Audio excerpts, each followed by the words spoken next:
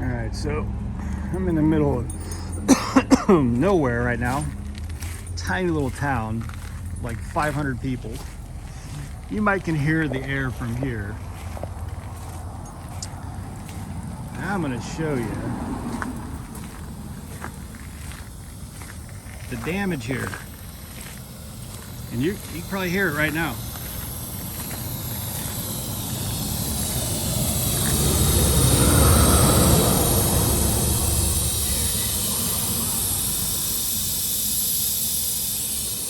That is not a rock, that's a piece of metal. Big old piece of metal, which I picked up on this little highway right here. So it likely went under that tire and under my other tires. I'm really lucky it didn't go through a steer tire or a drive up here. It's on the trailer tire. So good times.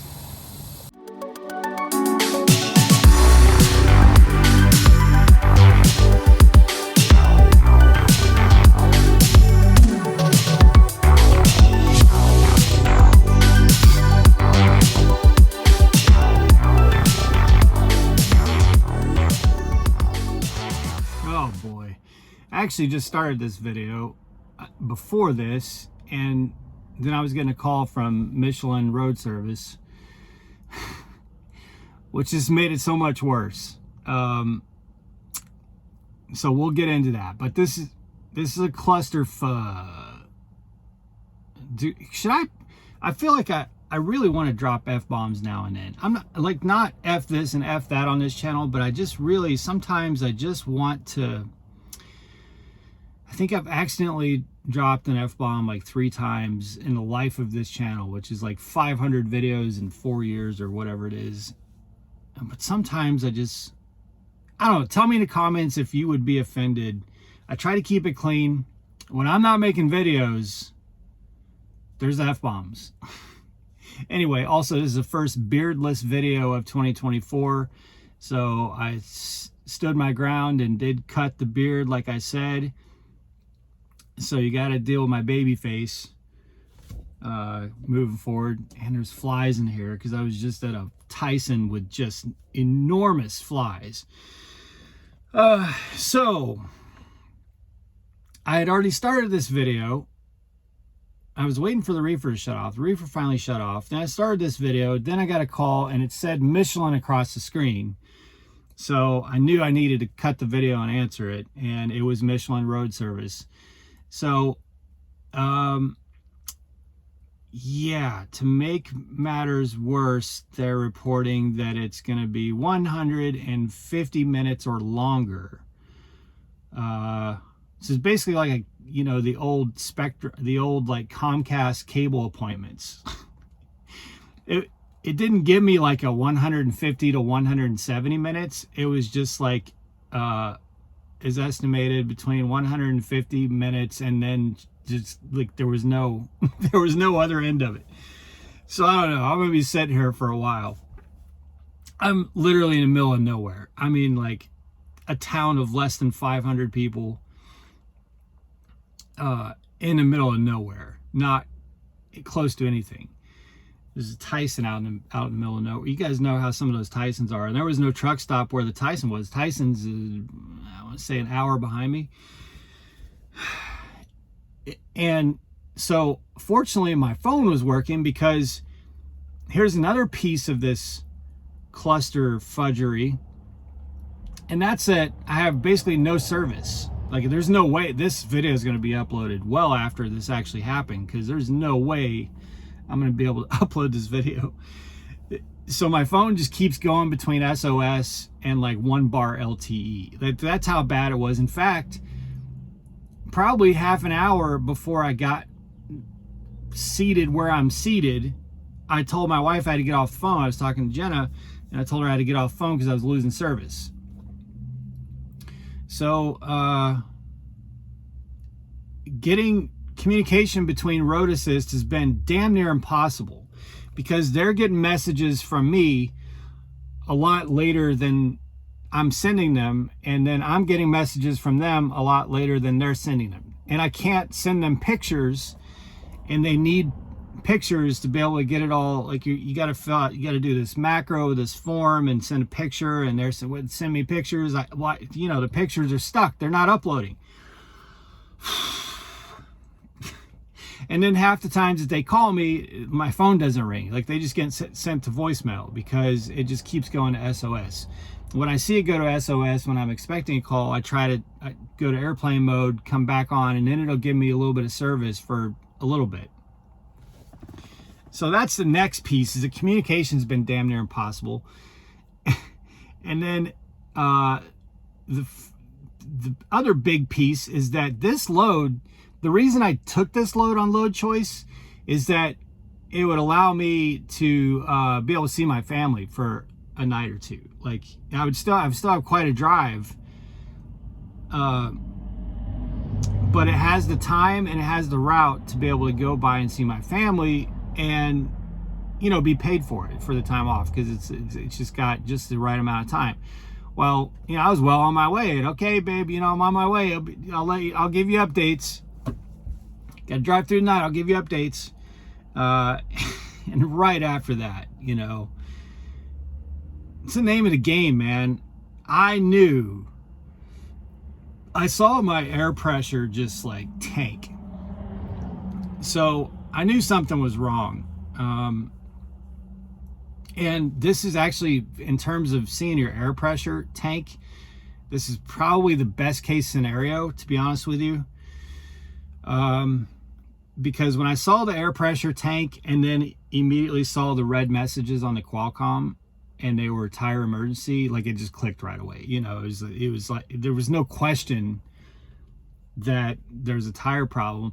And I could see in both my mirrors. Now on that side, you can't really, like if you go around a curve, you can kind of see those tires. I mean, if you make a good turn, you'll see those tires. But just going around a curve, like you can just only barely see the tires. On this side, you can see the trailer tires pretty much all the time. Like I can see the hose on them spinning and stuff.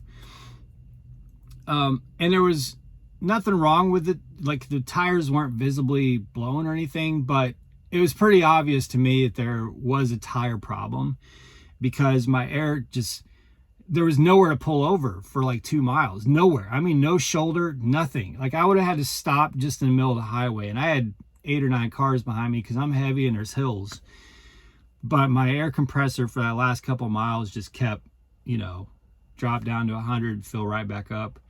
And then the messages for a trailer tire just kept popping. So the second that I came over the crest and saw this little, it's like this old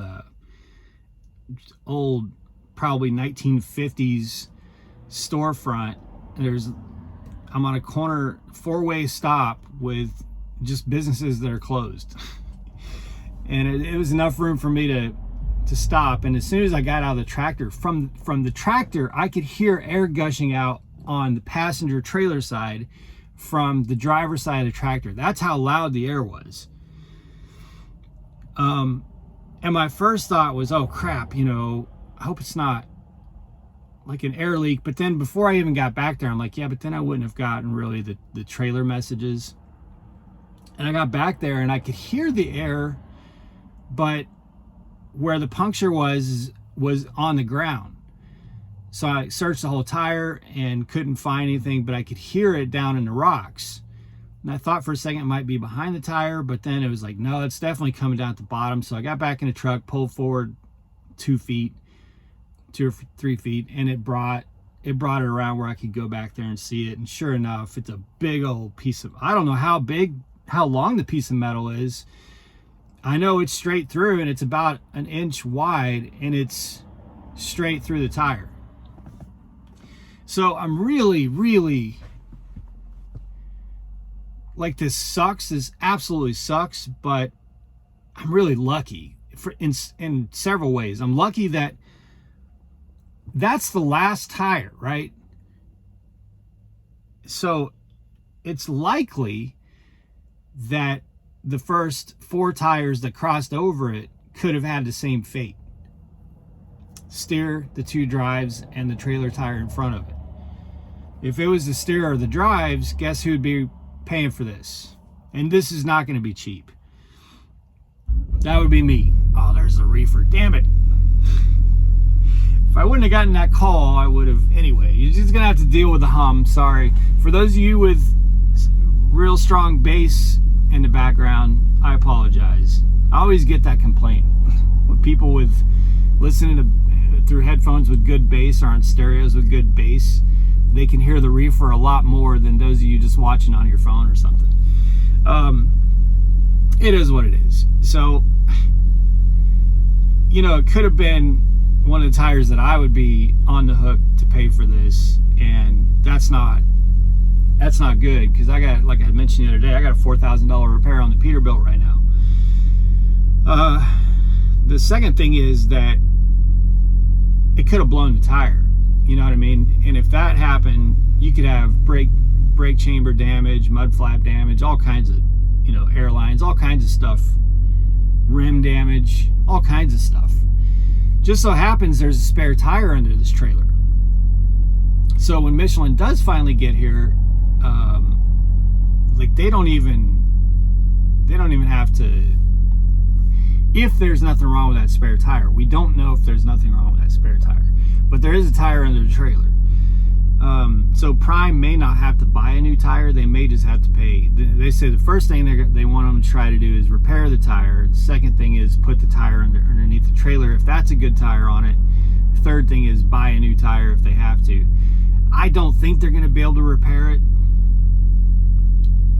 but I don't know. I'm not a tire guy. I just feel like that is just way too big of a gash for them to be able to repair the tire. But if they can, they can. So, yeah, that's happening. So I have to, at least, I just hope it's at that 150-minute mark, because that would give me enough time to at least do a 2/8 split. So at least stop my clock. It would at least stop my clock. I was already frustrated because I went to the shipper only 2 hours into my clock for a drop-in hook, and it wasn't no drop-in hook. And I'm not gonna say which one this was. I feel like they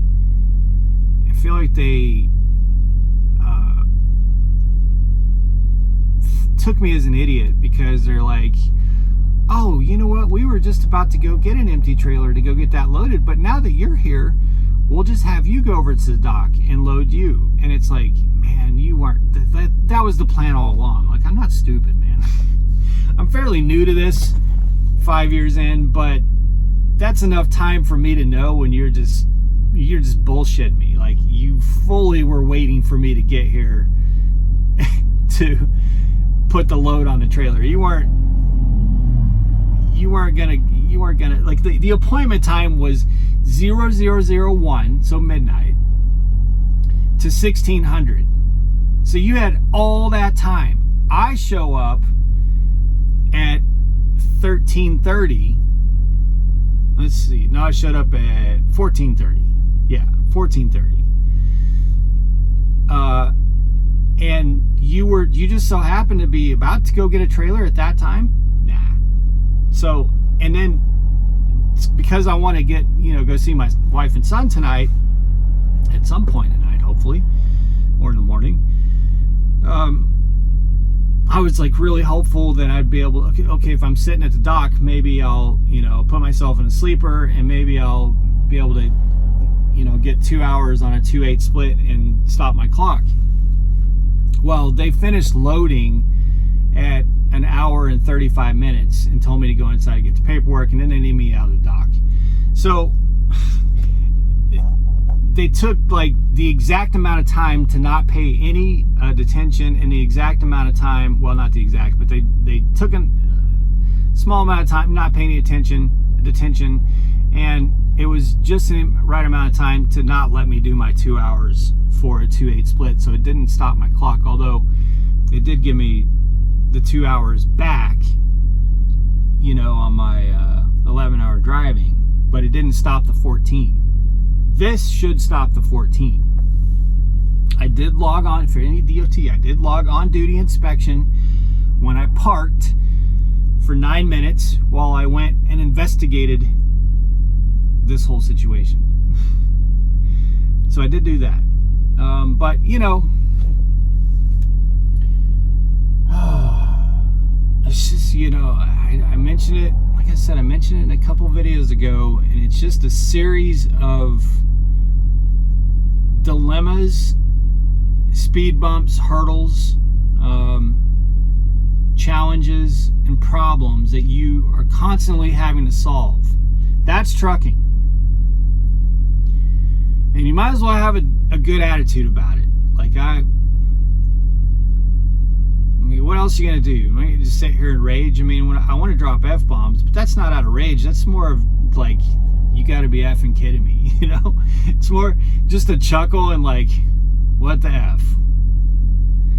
Like, seriously, I haven't had a trailer tire issue on the road for like it's been over a year, well over a year. I had a couple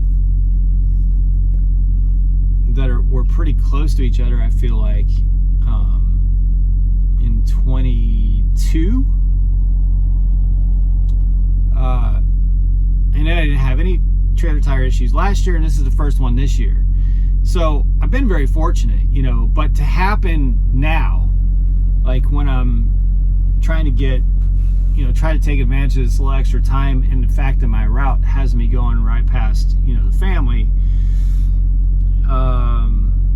it's like, I'll be damned, you know.